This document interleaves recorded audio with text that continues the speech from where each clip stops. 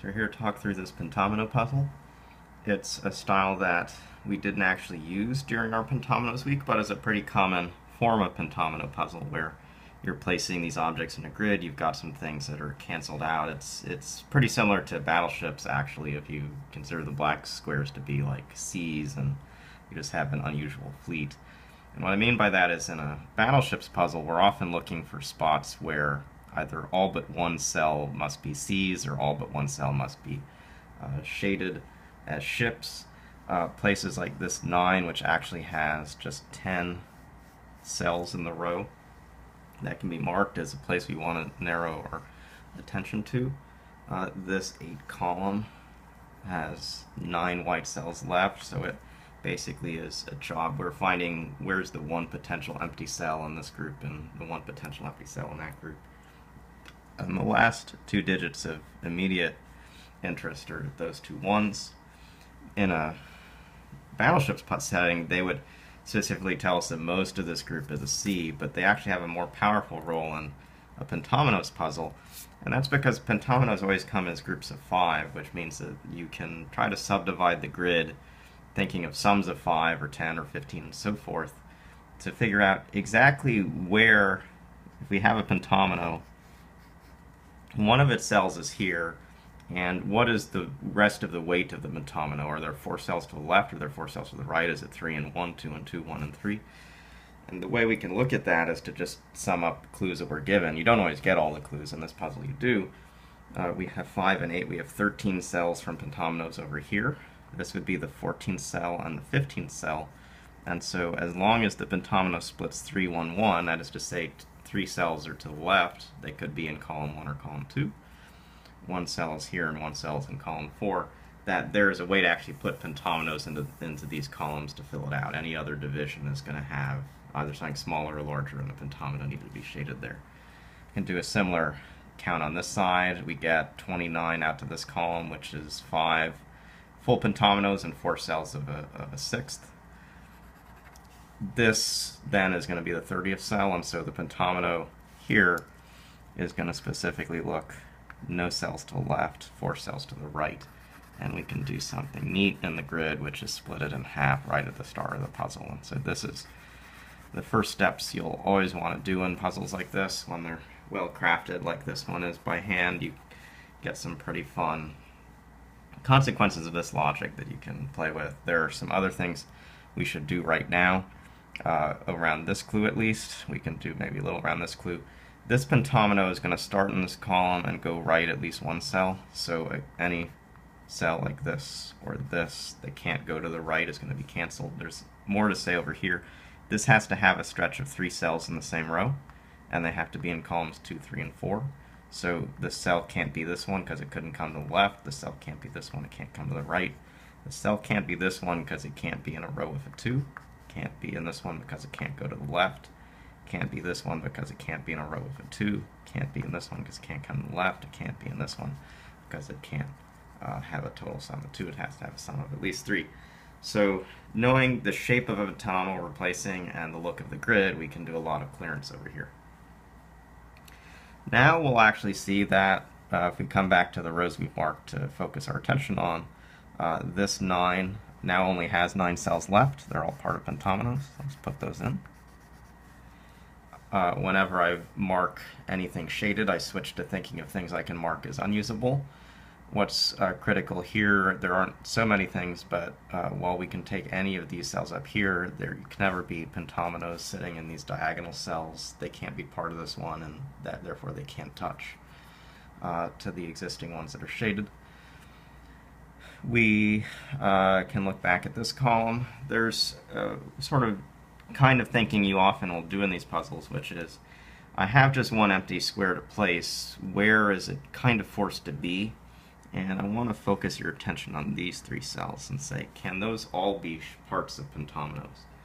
And the reason that's an easy place to look at, well, first of all, this corner cell here has to instantly come out and form a U or an L, so if it's used, it actually looks like it's forced to be a U. It can't be the L. So if this is shaded, looks like the top one can't be used. If this is unshaded, these two must be to get a count of 8. So the empty cell is one of these two that is used, and critically, we can draw these lines as parts of pentominoes. And we can't do too much more, I guess. There's an either or here. You can see that those cells must be used by any pentomino that's going to fit into that group. And for now, I think we're done with this micro state. We're going to come back to this once we have a little more information, maybe when, for instance, the U pentomino is used, so we know that it can't be the bottom choice. We've marked a lot in this column, so let's think of consequences in these rows. I'm actually seeing now that there's an interesting value for both this clue, which has just one cell left that can be empty, this clue, which has just one cell left that can be empty. For this 7, where we have 8 cells left, one of the empty cells is this left one or this right one. The reason is that this divide doesn't have any pentominoes on it, so at most one of these 2 cells can be used. So we can mark this. That this bottom section has only one empty square left means at least this left one must be used. And let's, for instance, consider cells. It looks like this pentomino is pretty constrained in this corner. We're going to probably have to grab most of these cells. This one can't come down. If it did, it would clear out at least 2 empty cells. So, for instance, if it formed a V, you're losing 2. If it formed any other shape, you're losing a ton. You can make a similar kind of thought about this. We can actually see these cells can't both be used then.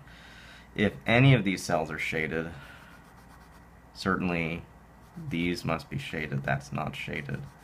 We actually have to use all 4 of them, and that forms an L pentomino, so we'll mark that off. We still probably have to use at least one of these. If we do use one of those, we're going to take that cell marked there. We can't immediately do something about these 2 cells, but we're making good progress, and we're going to come back to this soon. The other sort of active node, so I've cleared this. These are active. I've cleared this functionally. It's going to be an either or. It's now marked in the grid.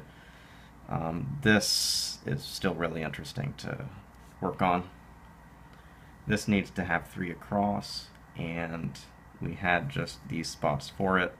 We now have a pentomino with 4 cells shaded, so it can't be these 3 that come across. So I'm looking now at 2 options, and I haven't noted this before, but I'm thinking about it now. It looks like we're making a V pentomino. It's either this V or that V, so what we can do first is mark out those. These cells won't be used.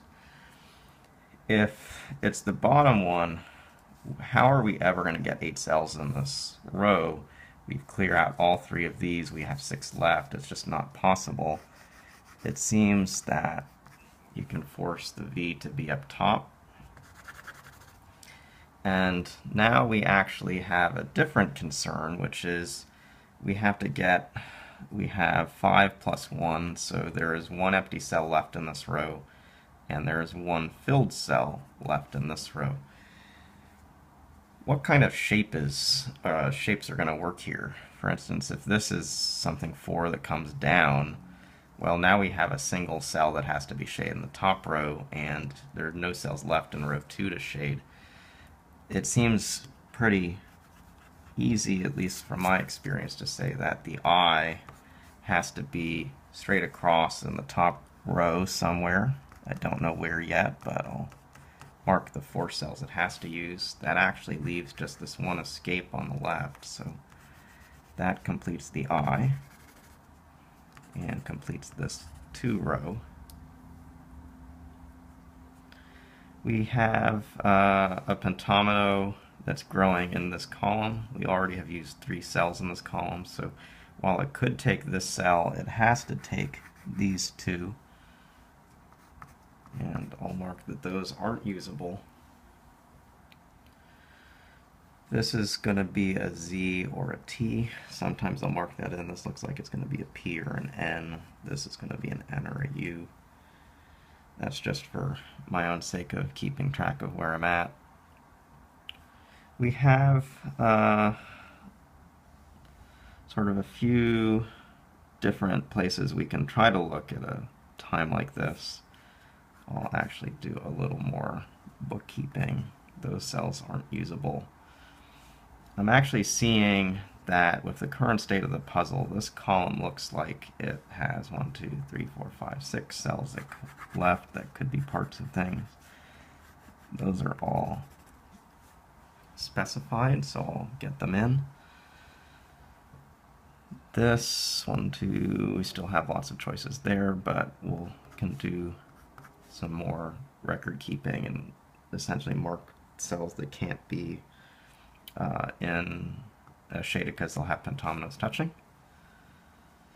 We have 5, so we have one more to shade in this column. We have 1, 2, 3. We have a few choices. 1, 2, 3. We still have a few choices there. So this column is a little limited. This has one more empty space. We have to get to 6 total unused cells. We have 1, 2, 3, 4, 5. So one of these is going to become shaded. Sorry, unshaded. So the next real consideration looks to be, if I'm again doing column mapping, that 7 is pretty large. We have some of it placed. We have 1, 2, 3, 4, 5, 6, 7, 8. We have a total of 8 cells that could be shaded. So this has one more empty to come.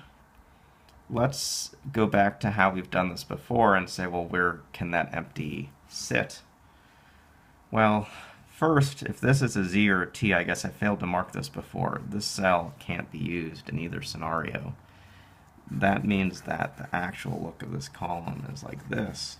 And we could have gone into this a different sort of way, which is when all of these cells were unshaded, we could say that certainly the unused cell in this group is in this column, so these come down and be shaded. And then thinking about what can actually connect to this, you'd say, well, it's either a T or an X shape. If you put the T shape in, you'll see it would force a Z and then those touch. So one of the things you just do in this puzzle, this type of puzzle, is very much just cycle back and forth between columns and rows, mark things that are almost full, and when you complete out such groups, make sure you put that into your notes. And as long as you're a little meticulous in your record keeping, you should be pretty good at getting to solutions in these things.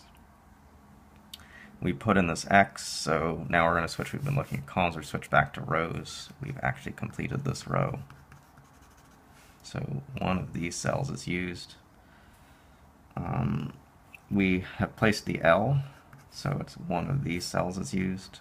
Whichever of those cells is used, it's going to eliminate these. That's not a usable cell. We're thinking about rows here. We've got 1 cell, 2 cell. That 3rd cell must be used. That now places this, so we have our N and our U in the grid. The N can't be this now. This is going to form a Y, so this cell can't be used. This has to be the P, and that is the Y. We have a row that needs 7. We said it was one of those is unusable. We've marked one of those options. There's not a P left in the grid, so it can't be that cell. So it's one of these. This is a T or a Z. I've actually filled this column now. So this is a Z. That's not a Z. So sorry, this is an F. I should have marked that as F or Z. It's my fault. So we've got the Z in the grid. We have the F in the grid. We still haven't placed the 1 for this cell. That's here. This is an F or T. We've used the F, so it is the T. We have just a W to place and one place to place it. And if we do checks of these rows and columns that we just finished, those look good. And that's how we work through this puzzle. It actually has a very, very narrow solving path, but it starts from marking columns that are close to finished or have very particular constraints, these ones. And as we continue through the cell, continue through the solve, continuing to mark groups as we have done that are close to empty or close to finish, that really your eye should always just cycle through your +1s or -1 states where you're just one off of all shaded or all empty, and gradually place the shapes into the grid. And certain times just make sure you're doing the right bookkeeping. Like once you mark this L, don't allow any other L shapes, where that allows you to mark X's, and you can get through these things. They're pretty fun puzzles when they're designed well, and this one was designed pretty spectacularly. So I hope you enjoyed it, hope you learned something from the solve, and we'll see you later.